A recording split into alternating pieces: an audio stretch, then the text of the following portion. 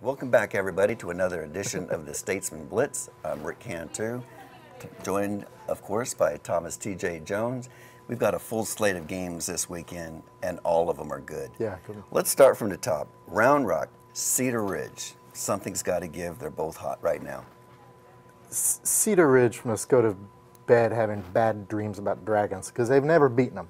4 games in their history, the Dragons have won every time, but this is Cedar Ridge's year. They're too good. They're outscoring foes by an average of 44-7.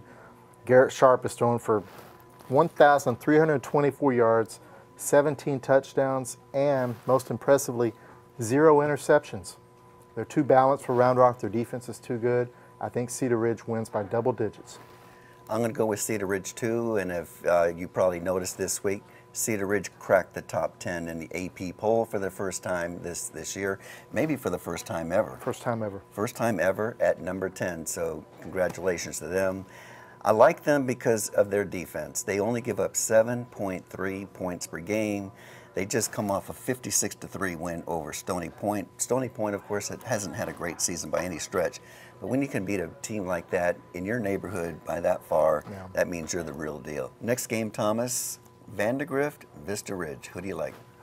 Well, the last 2 times these teams met, it was in the regional finals in 5A a year ago. They're both now 6A. They're both struggling a little bit. But I think Vandergrift is going to get the win because of their defense. They haven't given up more than 20 points since the season opener. And Vista Ridge has been a little shaky defensively. I think Vandergrift has found their stride.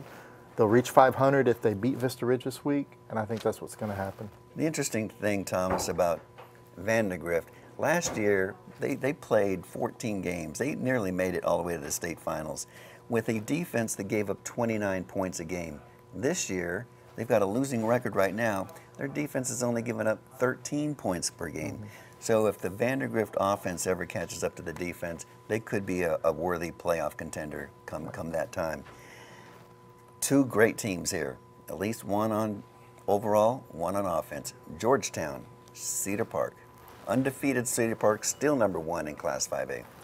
Well, let's look at shared opponents. Cedar Park beat Rouse 31-0. Georgetown lost to Rouse 60-27. What are you trying to say? I'm trying to say Cedar Park has 4 shutouts this season. They've given up 33 points all season. There's a reason they're the top-ranked 5A team in the state. Georgetown's fun to watch. Their quarterback, Chandler Herman, has over 2,000 yards passing. Bo Corrales, the Iowa commit, may be the best receiver in the area. But Cedar Park's defense is too good, and their offense is too balanced. Their offense is very balanced. They're almost 50-50 run and pass. Max Sexton, quarterback, having another great year. But you mentioned defense, and the thing about Georgetown, apparently they don't have a defense.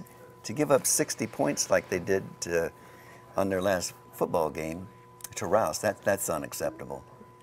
And they give up an average of 30 points a game. They can score with you, they can't defend you. I'm going with Cedar Park. Last but not least, an undefeated Connolly team against a fast-charging Rouse team. Yeah, Rouse impressed by knocking Georgetown from the ranks of the unbeaten last week. But Connolly is something special. Their quarterback, Robert Patterson, does the best Vincent Young impression in the entire area. Great dual threat. And their defense and special teams have accounted for 7 touchdowns. I think Connolly wins in a key 19-5A contest. Not so fast, my friend, as Lee Corso has said on numerous occasions. I'm taking Rouse. They didn't look very good, as you mentioned earlier in this video. They lost 31-0 to Cedar Park less than a month ago. But since then, they've outscored their next 2 opponents, 118-40. And that was 60-27 victory just this last week against a good Georgetown team. I'm taking Rouse with the upset, even though, as you said, Robert Patterson is the real deal. At quarterback for Connolly, I just like the way Rouse is playing right now. I'm going with a mild upset and taking them.